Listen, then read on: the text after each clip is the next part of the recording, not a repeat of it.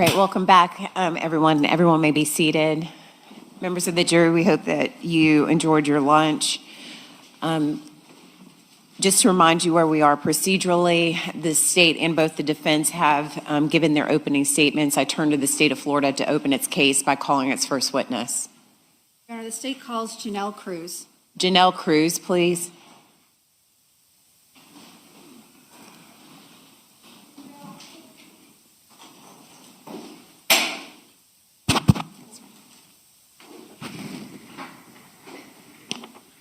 All right, good afternoon, Ms. Cruz. If you could walk all the way forward, please. Please raise your right hand to be sworn in. Ma'am, do you solemnly swear or affirm the testimony you're about to give will be the truth, the whole truth, and nothing but the truth, so help you God? Right this way, ma'am. Ms. Stifler, is your microphone on? Okay. You may proceed. Thank you, Your Honor. Good afternoon, ma'am. Good afternoon.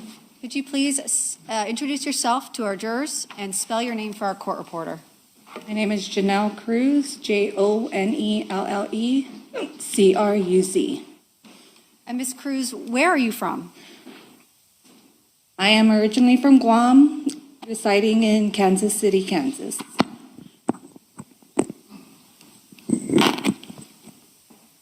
And are you in a long-term relationship with someone? Yes, ma'am.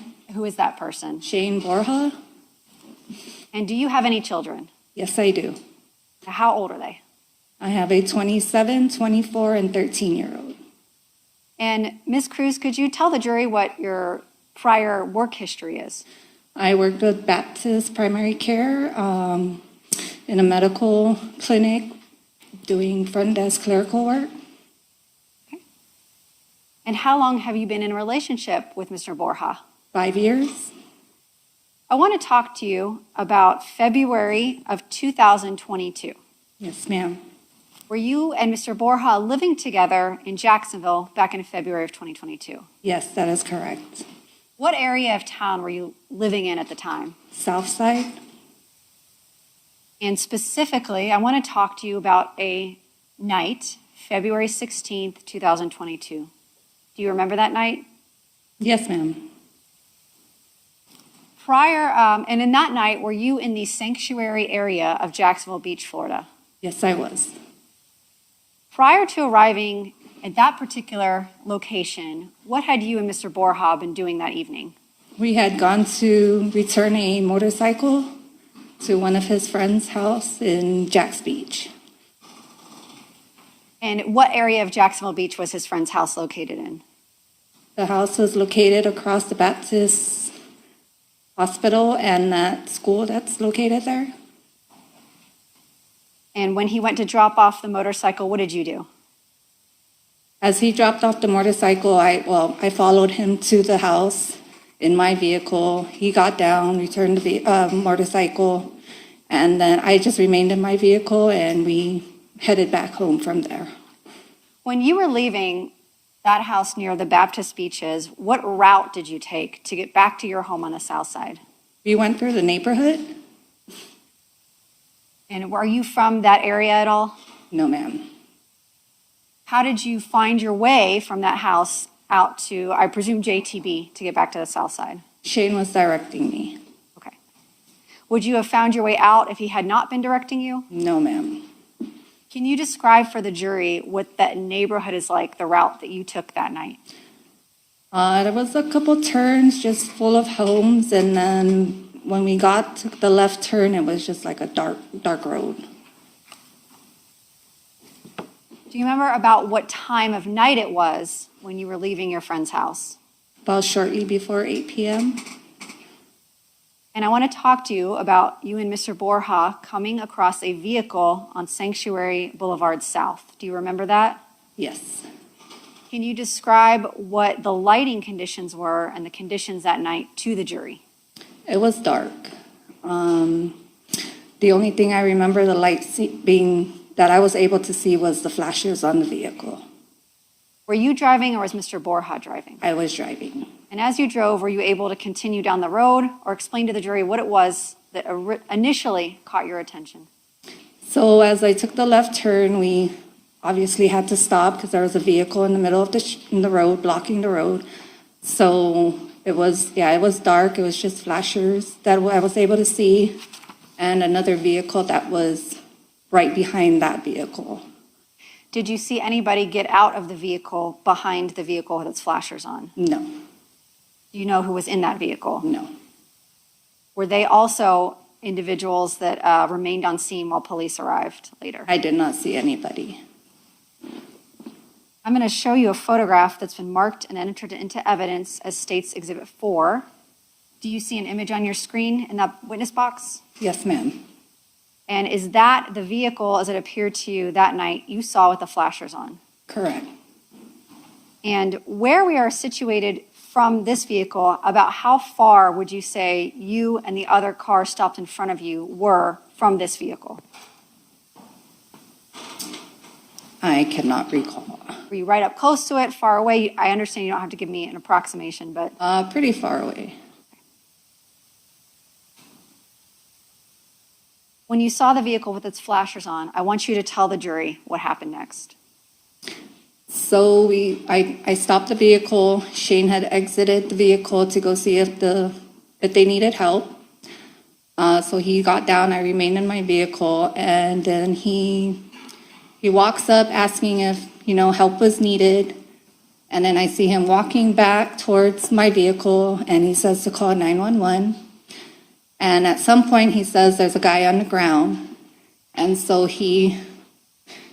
as I was starting to call 911, I had exited my vehicle, and he took a turn around the backside of the victim's vehicle to check if there was, any other things going on, And he found the little girl. Okay. I'm going to go back and ask you a few questions. You mentioned that you made a 911 call. Yes. Prior to today's trial, did you have the opportunity to listen to your 911 call? Yes. And I'm going to play that for you now.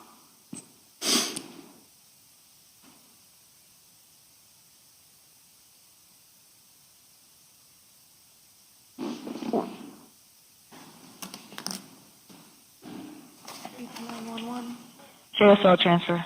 Hi, yes, I'm calling. There's a guy in the middle of the road on America Avenue. And I'm pausing it. This is, for the record, State's Exhibit 2.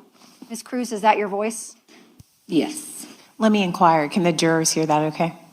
Okay. I'm not sure if somebody else caught it in. Hello? What's he doing?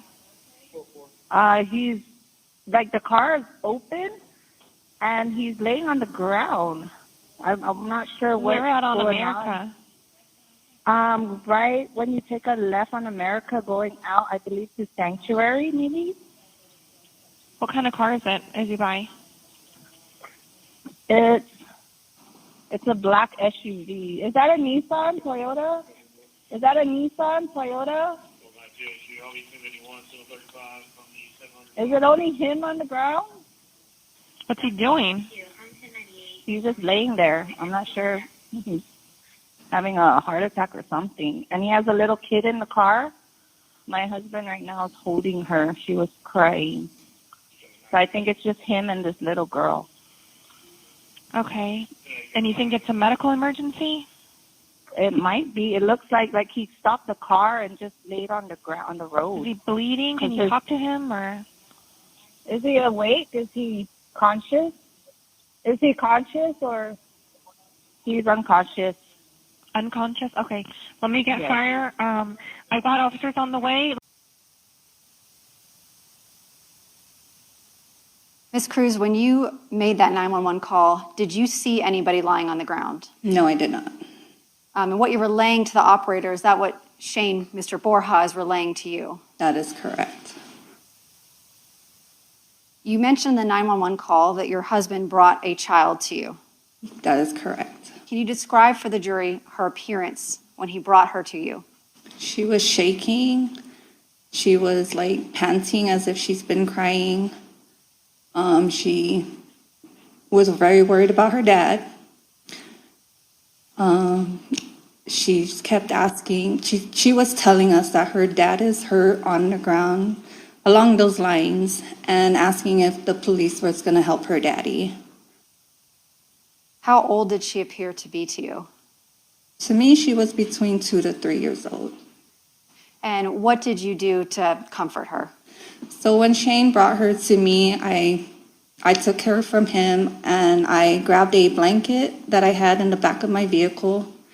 I wrapped her in it and we just remained in my vehicle till the detectives came to retrieve her from me. So you mentioned that she made some statements. I want to ask and go through those specifically. Yes, ma'am. Did she say if she had seen or heard anything? She heard a boom. And then she was mentioning her daddy. Did you take that to mean that the man on the ground was her father? That is correct. What did she say specifically about what she saw?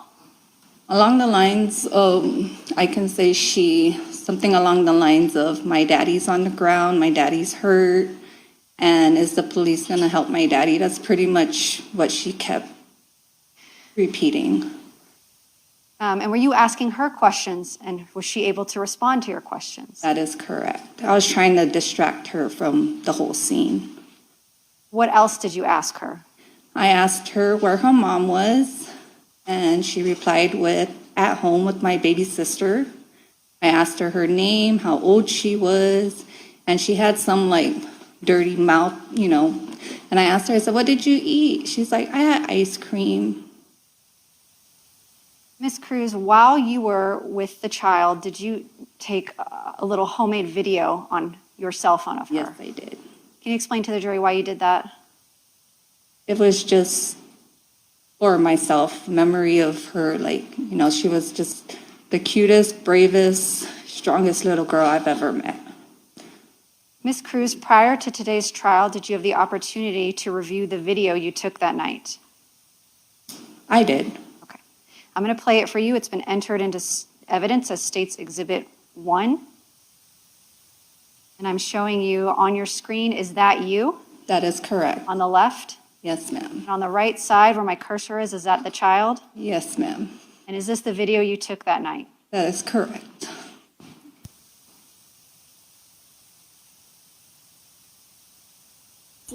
Brooksy?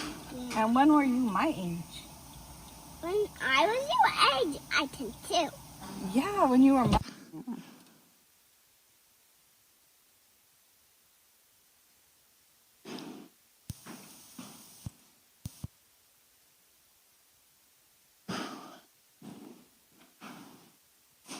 Oh, there we go. All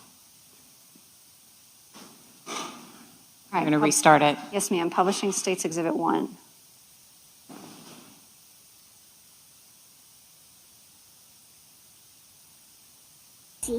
Brooksy? Yeah. And when were you my age? When I was your age, I can too. Yeah, when you were my age? Yeah. Oh, man, that's awesome. That one. How old are you, Brooksy? I'm Bloxy. You're Brooksy. And how old are you? 2. 2. And what happened? I saw a boo. You saw a boo? Yeah. Aww.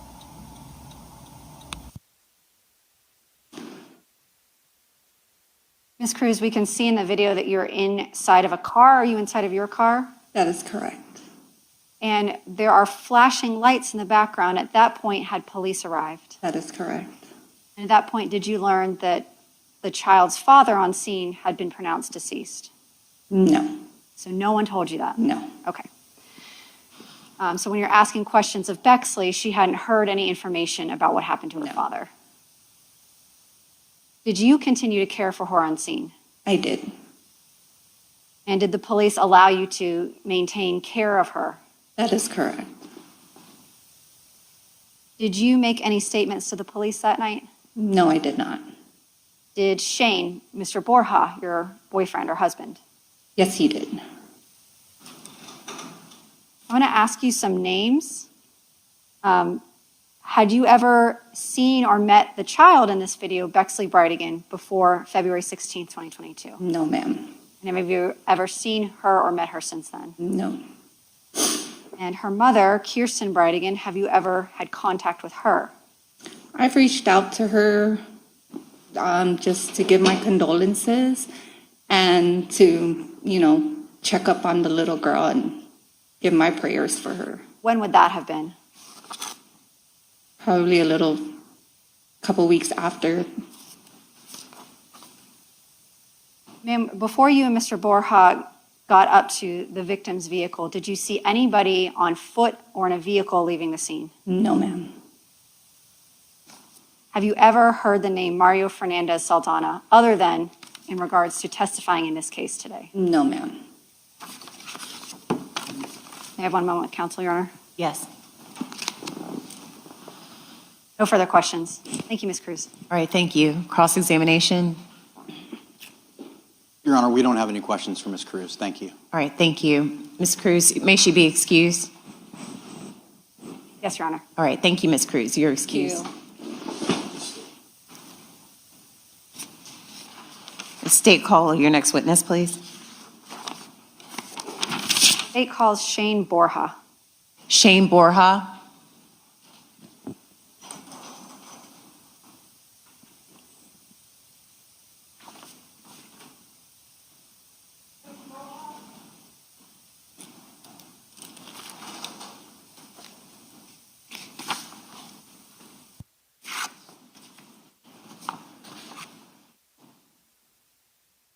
Good afternoon.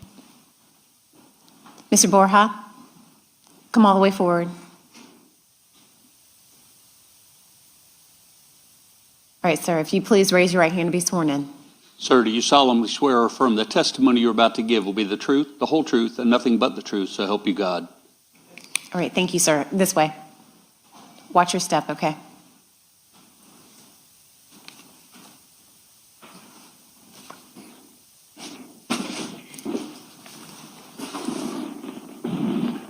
You may proceed. Thank you, Your Honor.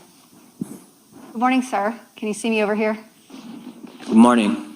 Or good afternoon, I guess. Yeah. Could you please introduce yourself to our jurors and spell your name for the record? I'm Shane Borja, Shane Borja. Mr. Borja, what do you do for a living? I drive semi-trucks. And are you currently living here in Jacksonville, Florida? No, ma'am. Where do you live currently? Kansas City, Kansas. And we heard testimony from a woman named Janelle Cruz. Who is that person to you? She is my girlfriend. And how long have you all been together? About 5 years. And were you together back in February of 2022? Yes, ma'am.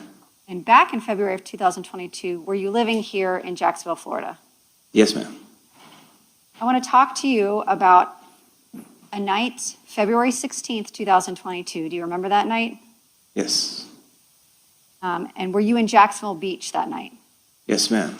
Can you tell the jury what it was you and Ms. Cruz were doing in Jacksonville Beach that night? So I was returning, we just came from a motorcycle ride that day, and I was returning it to my friend. And yeah, that's when we left her house and then we took a back road and we came across the victim in his vehicle, blocking the road. Your friend, does she live in the Jacksonville Beach area? Yes, ma'am. And you said you took a back route to get out. How did you know about that back route? From my friend, she taken me through there, and I just memorized it. I don't know the street names or anything, but yeah, that's how I knew that route. And who was driving that night? Janelle. Were you directing her on which roads to take and where to turn? Yes, ma'am. And you said that you came upon the victim's vehicle. Can you describe for the jury what you first noticed as being unusual when you approached the victim's vehicle? Yeah, so we stopped and we saw the victim's vehicle blocking the road, and I got down to check what's going on. I thought maybe he needed some help fixing his tire because I saw a tire, and so I started approaching the victim in his vehicle, and I was calling out at first because it felt, something really felt like off because he was laying on the ground like motionless. So I was calling out to him, seeing if he needed help and stuff, and I didn't get no response. So that's when I turned around and told Janelle to call the police. Okay. I'm going to ask you a few questions and go through that step by step. Can you look at the screen in the witness box? Do you see an image on your screen? Yes. This has been entered into evidence as State's Exhibit 4.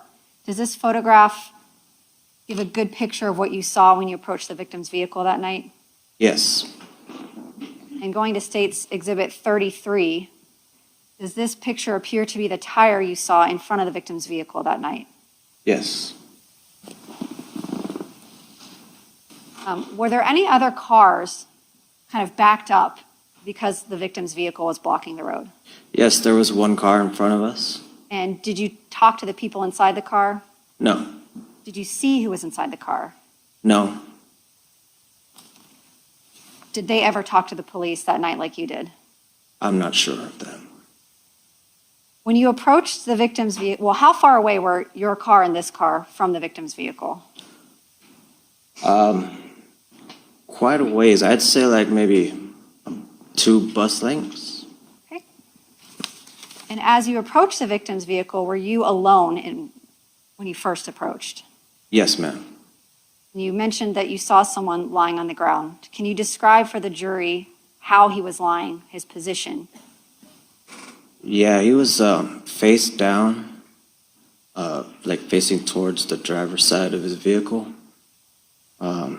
Yeah, just he was lying motionless in a pool of blood. Was the driver's door open like it is in this picture? Yes. And were the flashers or hazard lights on? Yes, ma'am. You mentioned now that you saw blood. Can you describe for the jury what you initially thought you were coming across? Yeah, at first I thought it was he was changing his tire or something, needed help, so I got down to try and help. And then when I saw the blood, that's when I thought that there was a car accident.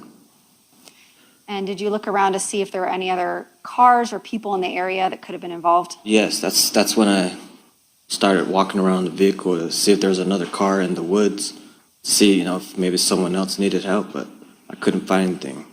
You didn't see any other cars or any other people? No, ma'am. And then what did you do next?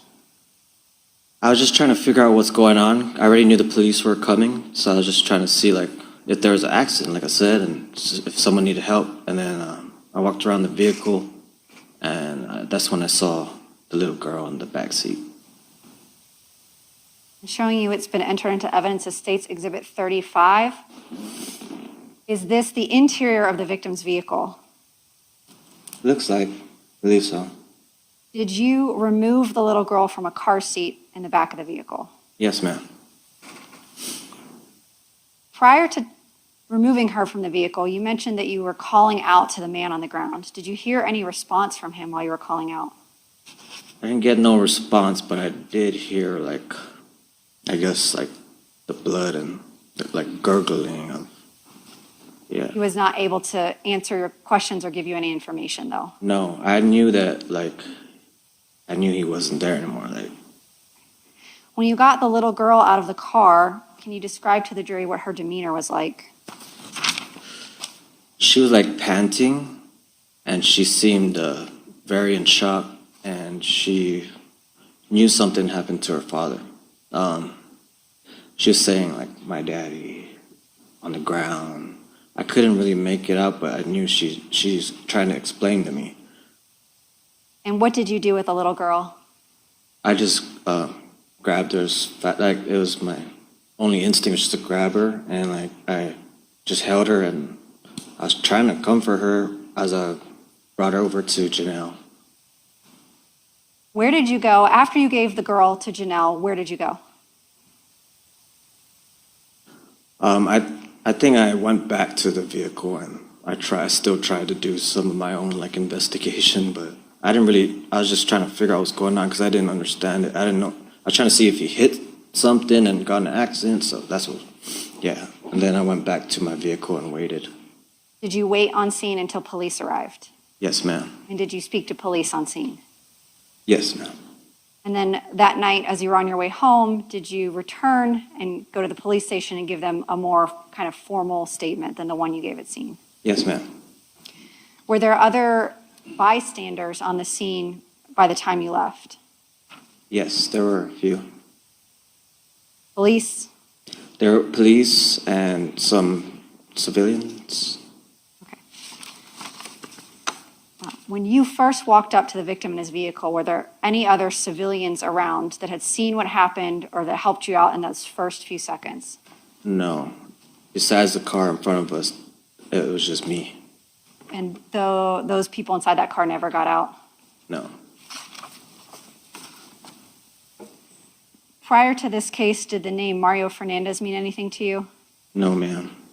And prior to this case, did the name Jared Bridegan or Kirsten Bridegan or Bexley Bridegan mean anything to you? No, ma'am. Or the name Shanna Gardner No, ma'am. or Henry Tenon? Who? Okay, yeah, I think that answers that. We have a moment with counsel, Your Honor. Yes. No further questions. Thank you, Mr. Borja. Thank you. Cross-examination. We have no questions for Mr. Borja. Thank you. All right, thank you. Mr. Borja, may he be excused? Yes. Okay, thank you, Mr. Borja. You're excused. And State, call your next witness. State Car Sergeant Lawrence Smith. Lawrence Smith.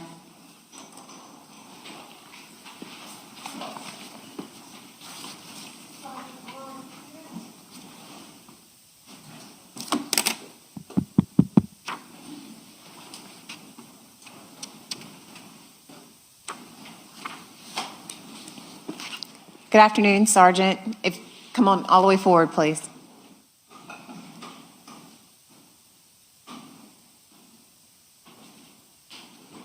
Please raise your right hand to be sworn in. Sergeant, do you solemnly swear or affirm the testimony you're about to give will be the truth, the whole truth, and nothing but the truth, so help you God? All right, this way, sir.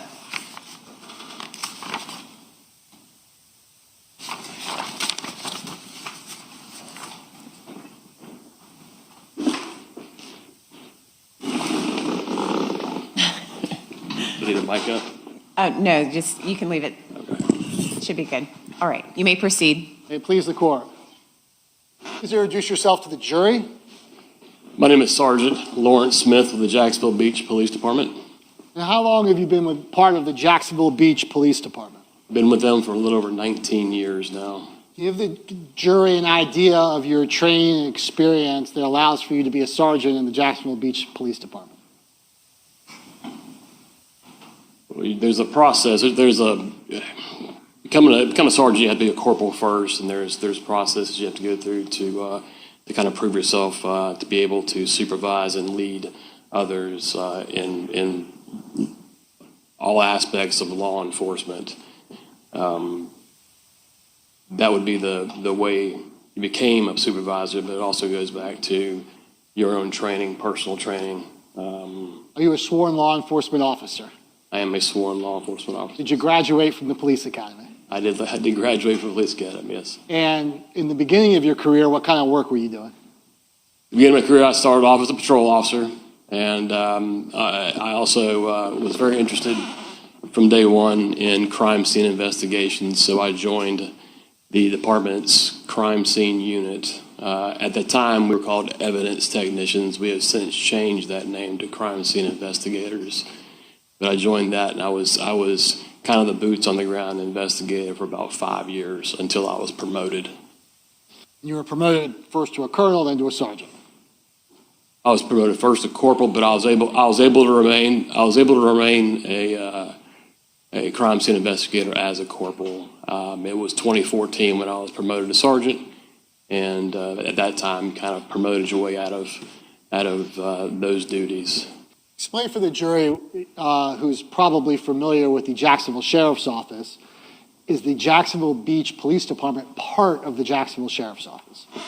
No, we're not part of the Sheriff's Office. We're a total separate entity from the Sheriff's Office. We work hand in hand with the Sheriff's Office, but most of all of our investigations are investigated in-house with the in-house with our general investigations unit, but also we could use other entities like the Sheriff's Office, and even we use federal agencies like DEA or ATF. Is it fair to say that the Jacksonville Beach Police Department is much smaller than the Jacksonville Sheriff's Office? It is much smaller. It's a smaller land area, and I believe you have 71 sworn officers that are in Jacksonville Beach, which is about a 5 square mile area of land. But it's surprisingly, we can go from, I believe we have about 23,000 citizens, but on the weekends, the beach is out there. We can go up to probably 50,000. So we wind up policing more than just our citizenry. Thank you, Sergeant. If you could just please pull the microphone up a little bit higher, since you're so tall, I may have a hard time capturing your voice. Just keep your voice up. There is no microphone. Oh, there's no There's a body mic there. There you go. That works much better. All right. Thank you. So the small 5 square mile area of Jacksonville Beach, is that still part of Duval County, Florida? That is part of Duval County, Florida. It's one of the I guess there's 4 counties: Duval, Jacksonville, which is considered a county, or considered a city, Atlantic Beach, Neptune Beach, and Jacksonville Beach, all part of Duval County. So I want to turn your attention to February 16th of 2022. Were you working that evening? I was. And when did you first become aware that there was an incident in Sanctuary Parkway in Jacksonville Beach? I believe it was late. It was around 7:50 or so in the evening.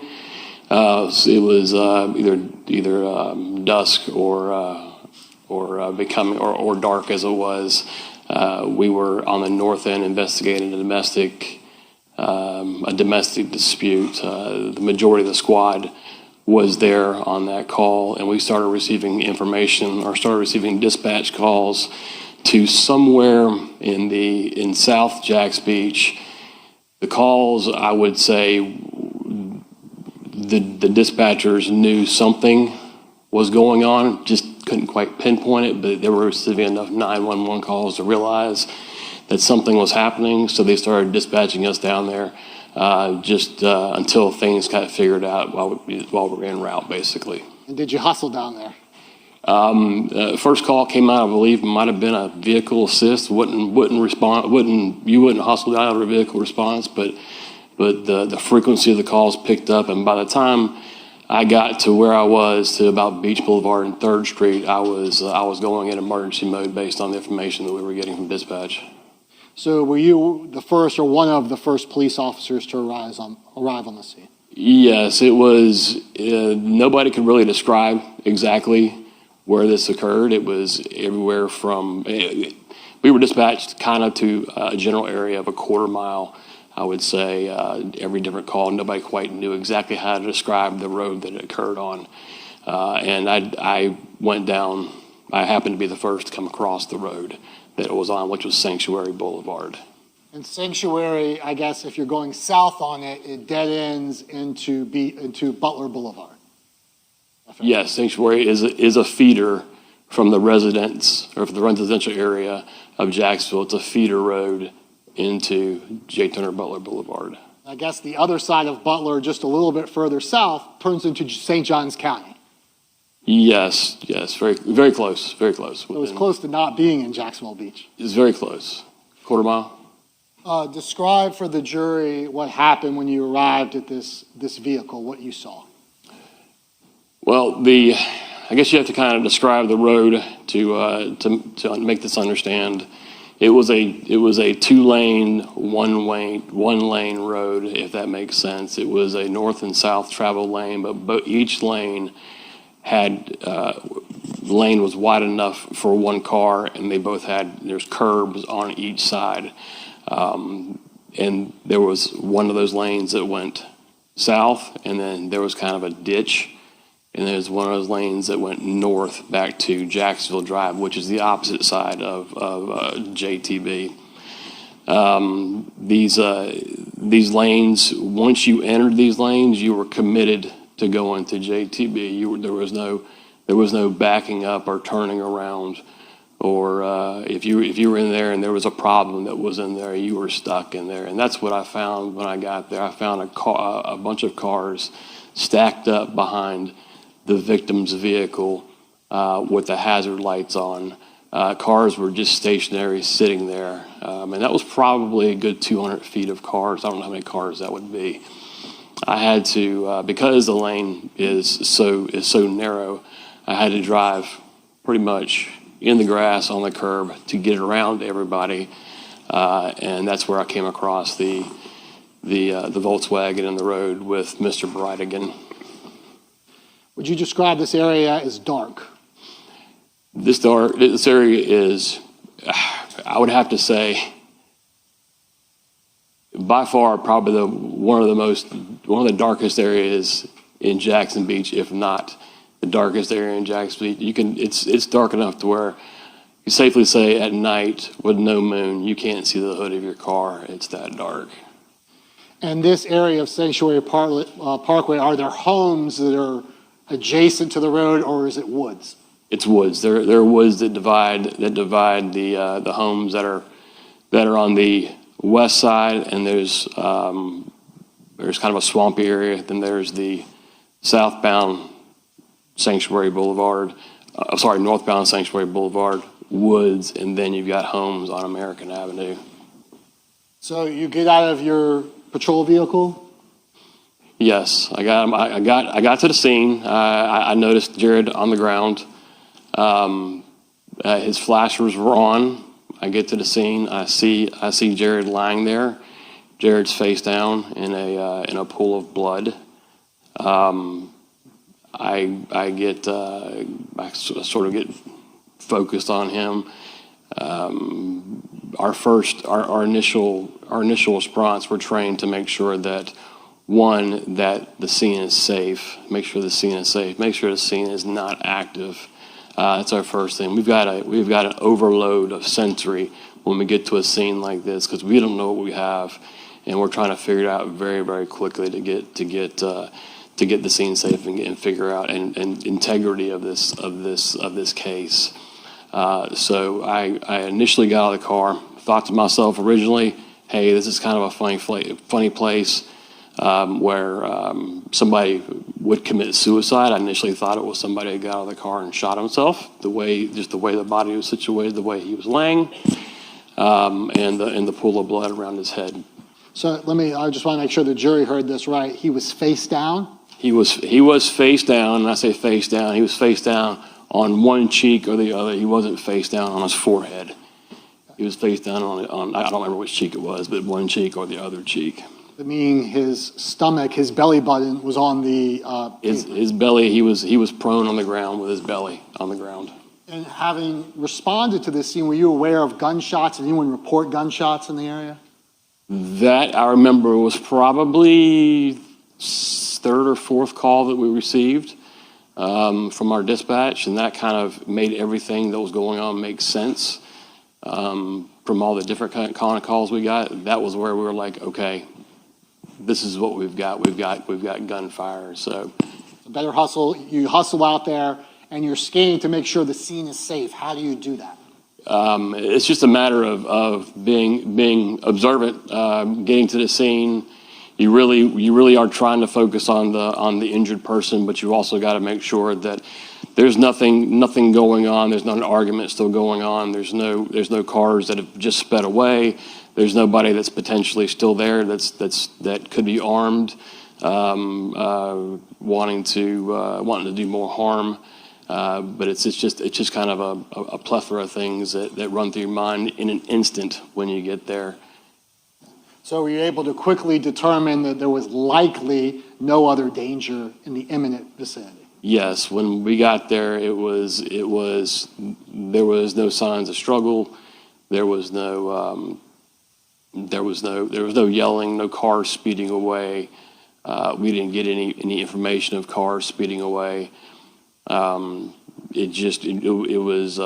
was pretty quick that we discovered this was not an active scene. Okay. So once you make sure other lives are safe, do you focus on trying to help the victim? Yeah, now it's time. Once everything's safe, now it's time to focus on the victim, trying to save his life. What did you do? I went up to Mr. Bridegan, checked his carotid artery, did not feel a pulse. I then rolled Mr. Bridegan over and began CPR on Mr. Bridegan on the side of the road. I did that for a minute or so until my partner came up, and he actually came up and told me that there's a child in the car. That's what I heard. There's a child in the car. He actually said there was a child in the car. I heard there is a child in the car. So he said, let me take this over. You need to do what you need to do supervisory wise. So I passed off my portion of the CPR. I passed off to him. He continued CPR. I went to the car. There was no child in the car. And come to find out the child had been taken out of the car just prior to us being there. And he saw the child being carried back from the scene. I never saw that. I never saw the child. And so you're no longer doing CPR because you're kind of the senior officer on the scene. Yeah, he knew that I had things I had to do right now. Things were calm. We're working on CPR. That's usually a one person job until you get relieved. You relieve yourself through the process of it. But he did CPR until Jack's Fire Rescue arrived. You've already described how quickly everything's happening and how you're getting little pieces of information. What kinds of information were you gleaning while you were doing CPR on Mr. Bridegan? Well, like I said, my initial thought was that he committed suicide. I don't know why. I don't know why that came to my head, but it was my initial instinct. And as I rolled him over, I noticed 2, if not 3, shell casings under or near his body. And at that point, obviously, I realized that it was more than just a suicide. Typically, people don't shoot themselves multiple times. Absolutely not. Okay, yes. fair enough. And there was no gun on the scene. Didn't see a gun. Did you notice anything on his hands? Yes, I did notice. Well, I've got. Excuse me. Yes, sir. Take your time. I've dropped the mic a dozen times. It's still on? Did I break it? Okay. When Jack's Fire Rescue, when they come out and they pronounce somebody deceased on a scene, out of dignity for the person, they usually put a sheet over the deceased body just to cover him up out of respect. This sheet was over his body, but his left hand was still out of the sheet, and I noticed the ring on his left finger. I noticed his wedding ring on his left finger hit me in a way that an emotional way for me. I'm married 30 years. I saw that ring, and I just thought, wow, we're about to give somebody the worst information of their life. Okay. Did you also, during this process, notice the pockets of Mr. Bridegan and whether or not he had been turned out? In other words, was there any sign of a robbery? There was no sign of a robbery. I believe his phone was still in the car. I believe his wallet was attached to his phone. His pockets were not turned out. There was no indication. I don't think any time, as when I was there, I thought that robbery was even part of this incident. Didn't know what happened, but I didn't think robbery didn't take a priority on this one. So at that point, you see the multiple shell casings. It's a homicide. Someone's calling the phone, because you mentioned the phone was in the car. Do you recall that someone kept repeatedly calling Mr. Bridegan's cell phone that was in the car? There are on this is almost 5 years ago, and there are memories that kind of come and go, but there are very few vivid memories I have of this case. They were all kind of emotional. One being the ring on the finger, and 2 being when Kirsten started calling. When I saw on the infotainment center, the center console, where you have your music and all that stuff, somebody calls, their name pops up. I saw Kirsten's name pop up. And then probably 3 or 4 minutes later, I saw the name pop up again. It stuck with me that her name is very close to my wife's name. So I kind of read that as my wife's name. So it touched me in a way. And then as the evening or as the scene progressed, the frequency of those calls came in more and more, almost like you can tell it was a panicky, where are you? You should be home by now. What's going on? Mr. Mizrahi? I think it's relevant to show who's calling the victim when he's been shot and killed, so I think that's relevant. Okay. Let me see you at sidebar.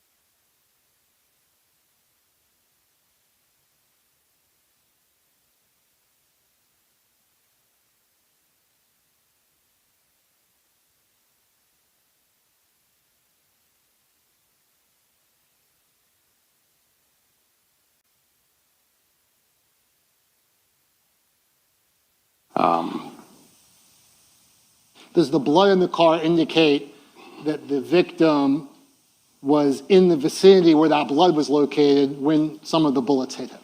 Yes, and some of the bullet strikes in the car would lead one to believe that the person was shot inside the car.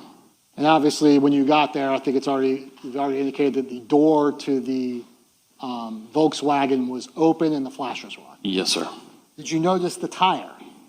Yes, I did. There was a tire that was mostly in the middle of the road, enough for a road obstruction in the road in front of the vehicle. And I noticed the Volkswagen was kind of cantered on the road to where it was possibly he might have been getting out of the car to move the tire, or the tire was definitely impeding his traffic. And you don't know whether the tire had been moved by the victim to any extent, if at all? No idea. We'll go through a few of the pictures so you can describe what you've already described so the jury can get a visual of them. Okay. We'll go through them relatively quickly. We're going to call another witness to go through them in detail. But it was a video, a walkthrough video conducted by one of your evidence technicians at the scene. There was, yes. Is that what we see here in State's Exhibit 3? I'm not seeing it moving, but I believe it is. It's not moving, but that's a still of it. Okay, so yeah, more likely that is. With the flashlights, it was so dark back there, you had to use flashlights to kind of light the scene for the camera. So the flashlight would make it, yes. Now that I hit the button, you can actually see it moving. Yes, and there's a lot of flashlights going around.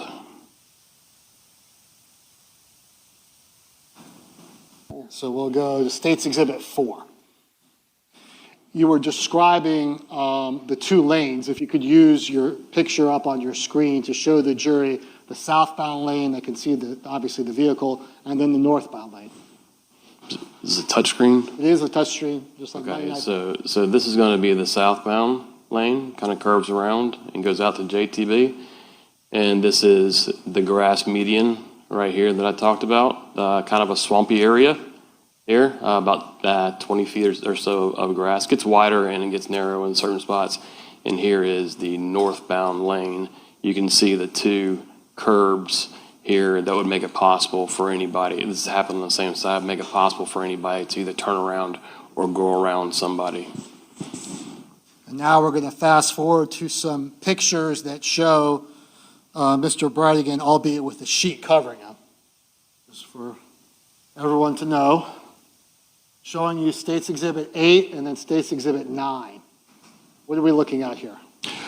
We're looking at Mr. Bridegan's body next to the vehicle. This is after he has been rolled over by me for life-saving try or life-saving attempts. What stands out with this, like I said earlier, his ring finger was outside of the white sheet, kind of near the curb. So I actually requested another blanket just to cover his hand.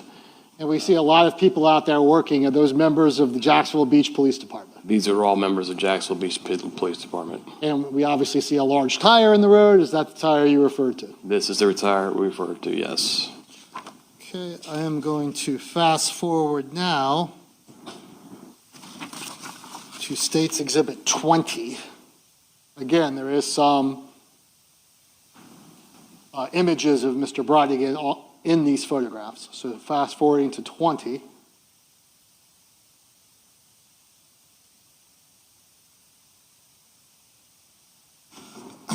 What are we looking at here? Are we referring to his left leg? Well, no. Well, first of all, the pockets. What do we notice about the pockets? Oh, pockets are in. Pockets have not been touched or turned out, which would indicate this wasn't going to be most likely wasn't a robbery. You think pockets be turned out, wallets be taken, cars. See that rescue had tried some additional life-saving measures. That's not something you did. That's something rescue did. That's rescue does to check for any sort of life or any sort of, I'm not sure what they're looking for, but see some placards here. Is that going to be marking of potential evidence like shell casings and projectiles? Very well could be. I'm not sure. It might actually be the marking of his body there, but you can see in number 4 that's a shell casing. Right. So that's what you described when you got there. You're like, oh, wait a second, this isn't a suicide. Yes, this is when I rolled him over and I started seeing these things, and it really kind of brought it together. Fast forwarding to 25. Is that the ring finger that you described? That is the ring finger I described, yes. Fast forwarding to 28. Is that going to be the marking of a projectile that was found underneath the victim's body? That is a projectile, and that is a very unusual projectile. It's not something we see commonly with pistols, with handguns. But honestly, when I first saw it, I didn't know what it was. I can ask some more questions to lay a foundation. You know? All right, you may. Yes, that's a. Let me ask you. Sergeant, let me ask you a question. In part of your 19 years of training experience, do you know a lot about guns? I am familiar with majority of guns. I'm not saying I'm a gun person, but I know how to make them safe. I've seen most guns use pretty similar ammunition, and this is not one of those guns. And in the course of your training experience of being an evidence technician, do you come across projectiles at crime scenes that you have to photograph and collect and things like that? Projectiles are extremely important on crime scenes. Projectiles can lead a bullet, or a projectile being a bullet that's expelled from the shell casing. That can lead back to a gun, which can lead back to a suspect. And we have experts that will be coming later, but just based on your first glance of this, you thought it was an unusual type projectile, excuse me. I originally did not know what that was. And then fast forwarding to number 36, stage 36, what are we looking at here? That is blood in the car, and up near the steering wheel, there is a bullet strike. Okay, so the red, what you've just circled is a bullet strike. If you could go now and circle where you see blood. Down here is where I'm seeing the blood in the car. And that's obviously on the inside where the gear shift is and away from the door. That is, yes, that is the center console. It would be where the driver's right side would be. And then I guess we can go back to States 36, 34. Do we also see some blood here? Yes, there was obviously there's blood here, and there was blood, I believe, that was kind of up in this area here, but there definitely was blood along this B pillar / door frame.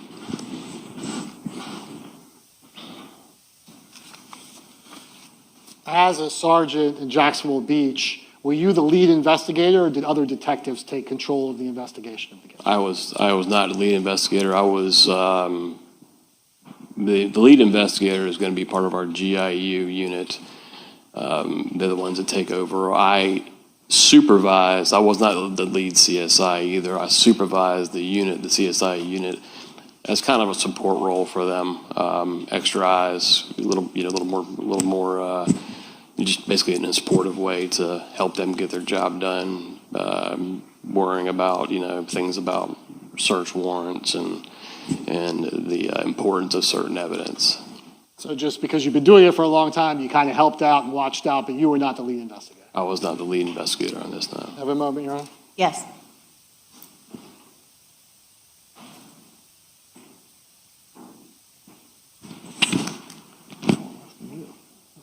That's all the questions I have, Your Honor. All right, thank you. Cross? Good afternoon, Sergeant. Good afternoon.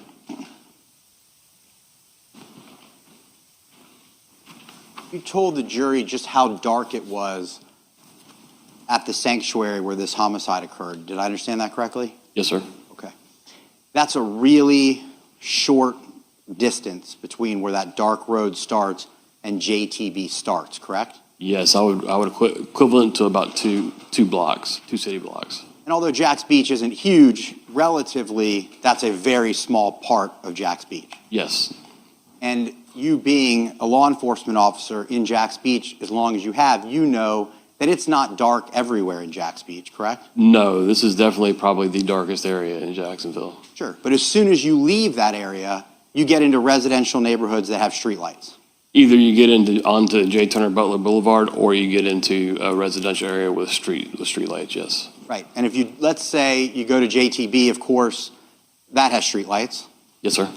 And if you go toward where the shopping center is on the back road, like Nor Grande, there's Jacksonville Drive. Yeah, Jack's Drive leads you right to 15th Street, right? The road that goes from Jack's Beach all the way up toward the police station. That's going to be South Beach Parkway, which turns into 9th Street. Okay, South Beach Parkway, where the hardware store is, and all those businesses. That would be Marsh Landing Parkway, South Beach Parkway. And that's all J. Turner Butler, those are all kind of in the same area. They kind of intersect in the same area there. But my point is, it's all well lit in that area. Oh yes, it's all well lit. Going all the way up toward the police station. I would say yes. The lights are amber lights. I say not well lit, but amber lit, and you can understand the lights are. I mean, it's not like this, but there's definitely lighting. And there's sidewalks where people are walking up and down all the way up to the police station. Yes. And there's parks that you pass. Yes, there's a park, South Beach Park. Okay. So when you talk about just how dark it was that night at that time, you were talking about just a very, very small part of Jack's Beach that was so dark you couldn't see the hood. Very small area of Jack's Beach that is consistently dark. Right. Thank you very much. No further questions, Your Honor. All right, thank you. Any redirect? No, Your Honor. May this witness be excused? He's excused for now. He is subject to recall, Your Honor.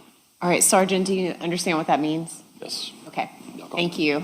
Just stay in contact with the attorneys, okay? All right, thank you. Thank you, Your Honor. He's briefly approached without the court reporter. Yes.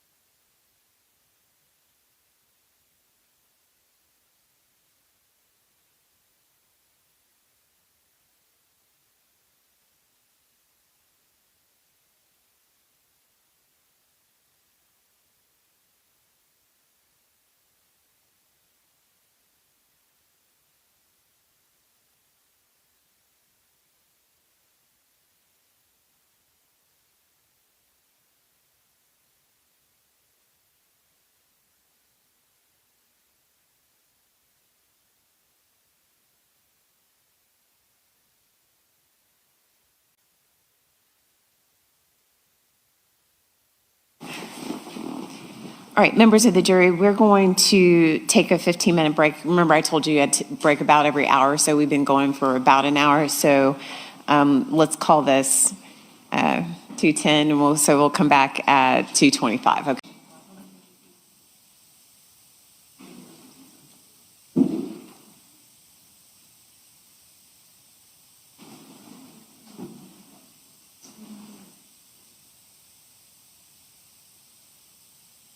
All right, thank you. All right, please let the record reflect that the jury has left the courtroom. Any